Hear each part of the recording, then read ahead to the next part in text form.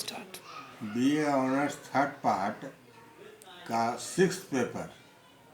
में संयुक्त राज्य अमेरिका से संबंधित आर्थिक विचारों का इतिहास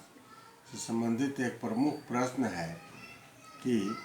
संयुक्त राज्य अमेरिका में किन परिस्थितियों में न्यू डील अपनाया गया और उसके क्या परिणाम थे। तो इस संदर्भ में हम लोगों का यह स्पष्ट मत है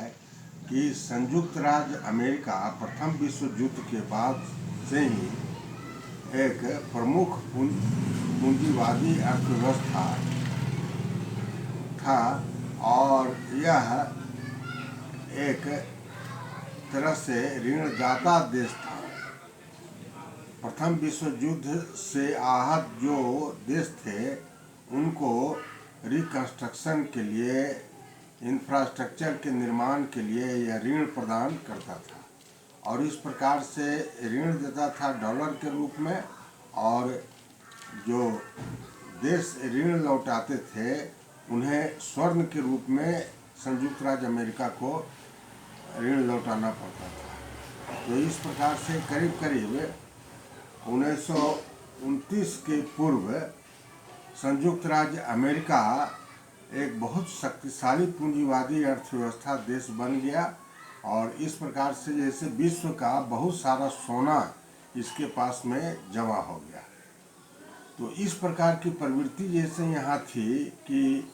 अधिक से अधिक पूंजी का निवेश कर करके किस प्रकार से अधिक सट्टेबाजी की प्रक्रिया के द्वारा, स्पेकुलेटिव मेथड के द्वारा मुनाफा कमाया जाए। तो हॉर्स रेस ये सब जैसे प्रक्रिया जैसे यहाँ प्रारंभ हुई, परंतु अत्यधिक आशावादी होने के कारण और मुद्रा का निवेश सट्टेबाजी करने के कारण और अंतर्राष्ट्रीय गोल्ड स्टैंडर्ड प्रमाण को अपनाए जाने के कारण इस देश में मंदी की प्रक्रिया शुरू हुई। 24 अक्टूबर से 24 अक्टूबर को अमेरिका के इतिहास में ब्लैक फ्राइडे के नाम से मशहूर है। इस प्रकार से अमेरिका में 1929 से लेकर के 1934 तक महान आर्थिक मंदी की समस्या व्याप्त थी और इससे विश्व के अन्य देश चपेट में आए हुए थे। मंदी का अर्थ है कि उत्पादन की मात्रा अत्यधिक है, बाजार में वस्तुएं एवं सेवाएं प्रचुर मात्रा में उपलब्ध है, परंतु उसकी मांग, प्रभावपूर्ण मांग में भारी कमी है और सामान्य मूल्य स्तर गिरते जा रहा है। बेरोजगारी की समस्या बढ़ती जा रही है। शेयर मार्केट में वॉल स्ट्रीट, संयुक्त राज्य अमेरिका के वॉल स्ट्रीट में शेयर मार्केट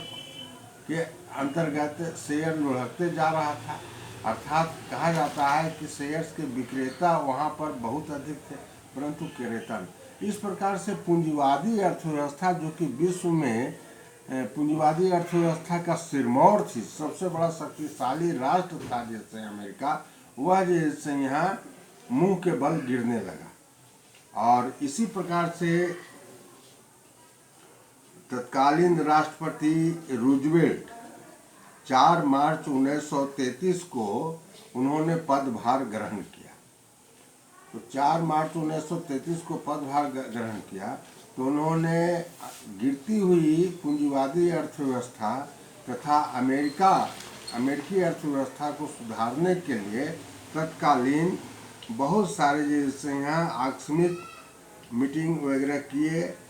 कई प्रकार के विधेयक लेजिस्लेशन पारित हुए। उन्होंने इंग्लैंड के उस समय के तत्कालीन प्रसिद्ध अर्थशास्त्री जॉन मेनार्ड केन्स की आर्थिक नीति का सहारा लिया। आर्थिक नीति का सहारा लेने का मतलब है, जॉन मेनार्ड केन्स ने बताया कि भाई जब महान मंदी की समस्या है तो पूंजीवादी अर्थव्यवस्था अर्थात स्वतंत्र व्यापार की नीति या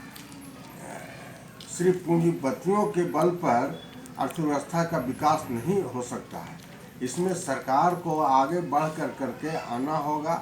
और सार्वजनिक पूंजीवादी अर्थव्यवस्था का सार्वजनिक क्षेत्र विरोध करता है, घाटे के वित्त व्यवस्था विरोध करता है, सार्वजनिक वित्त, पब्लिक एक्सपेंडिचर, ये सब जैसे विरोधात्मक चीज़ है। लेकिन जॉन मेनार्ड केन्स ने बताया कि महान मंदी की समस्या को दूर करने के लिए अमेरिकी पूंजीवादी अर्थव्यवस्था के अंतर्गत सीमित रूप से ही सही तो सरकारी हस्तक्षेप, राजकीय हस्तक्षेप की नीति को अपनाना होगा और इस प्रकार से सार्वजनिक क्षेत्र के अंतर्गत बड़े बड़े जैसे उद्योगों की स्थापना करनी होगी। टेनेसी नदी घाटी परियोजना, पनबिजली परियोजना का निर्माण संयुक्त राज्य अमेरिका में किया गया, TVS, जो कि एक बहुत बड़ा जैसे उदाहरण है।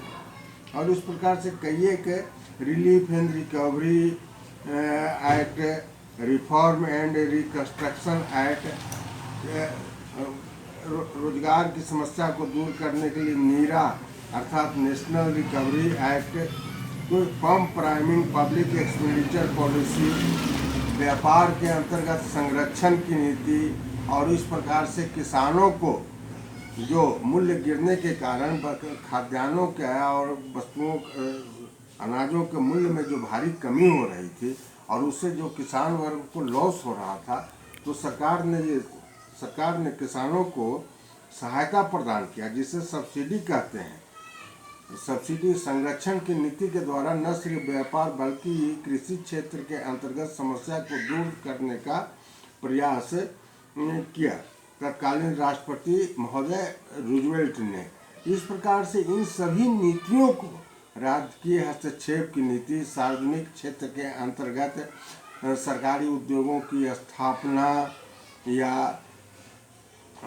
पब्लिक सार्वजनिक व्यय में भारी वृद्धि, घाटे की वित्तीय व्यवस्था,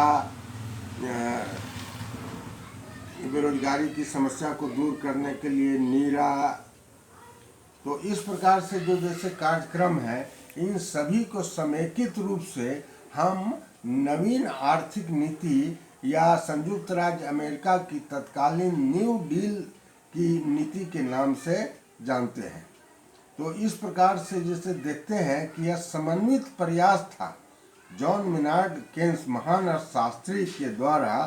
पब्लिक एक्सपेंडिचर और पम्प प्राइमिंग पॉलिसी। उन्होंने तो यहाँ तक कह दिया था कि उत्पादन अधिक है, आप वस्तुओं का उत्पादन करने में पूंजी निवेश सरकार नहीं कर सकती है, तो क्या करे, तो सरकार गड्ढा खोदे और विस्की का बोतल को जैसे गड्ढा में बंद करे और उसी को फिर जैसे यहाँ निकाले। तो इस पर बहुत से लोगों ने हाथ से जैसे व्यंग किया, जैसे कि तो साहब व्यर्थ, कहें कि इससे क्या होगा कि रोजगार के अवसर में वृद्धि होगी और रोजगार के अवसर में वृद्धि होगी तो श्रमिकों की क्रय शक्ति बढ़ेगी और श्रमिकों की क्रय शक्ति बढ़ने के फलस्वरूप अर्थव्यवस्था में मांग की मात्रा में वृद्धि होगी, अर्थात प्रभावपूर्ण मांग में वृद्धि करके ही मंदी की समस्या को दूर किया जा सकता है। और उनके इस बात से सहमति जताते हुए तत्कालीन अमेरिकी राष्ट्रपति रूजवेल्ट महोदय ने इस प्रकार के नीति का अनुसरण किया। और यह जो नीति का अनुसरण किया न्यू डील का, वह पूंजीवादी अर्थव्यवस्था के विरोध में नहीं था, बल्कि पूंजीवादी अर्थव्यवस्था को गिरने से बचाने के लिए, पूंजीवादी अर्थव्यवस्था को सुदृढ़ करने के लिए, विश्व में संयुक्त राज्य अमेरिका को स्ट्रॉन्ग शक्तिशाली देश बनाने के लिए उन्होंने न्यू डील की पॉलिसी जैसे अपनाया। यह न्यू डील की पॉलिसी हम संयुक्त राज्य अमेरिका में ही न सिर्फ बल्कि विश्व में बहुत इसे लोकप्रियता जैसे प्राप्त हुई। और अमेरिका में महान आर्थिक मंदी 1934 के बाद से ही घटना शुरू हो गया। लोगों में आशा एवं विश्वास बढ़ने लगा, प्रभावपूर्ण मांग में वृद्धि होने लगी और इस प्रकार से 1934 ईस्वी के पश्चात अमेरिका में महान मंदी की समस्या तत्कालीन सरकार की न्यू डील पॉलिसी के कारण मंदी की समस्या का नियंत्रित जैसे किया गया। इस प्रकार से न्यू डील की जो नवीन आर्थिक नीति है वह अमेरिकी जैसी पूंजीवादी अर्थव्यवस्था के अंतर्गत महान आर्थिक मंदी की समस्या को नियंत्रित करने के लिए एक जुगांतकारी ऐतिहासिक घटना के रूप में हम लोग उसका स्मरण करते हैं, अध्ययन करते हैं।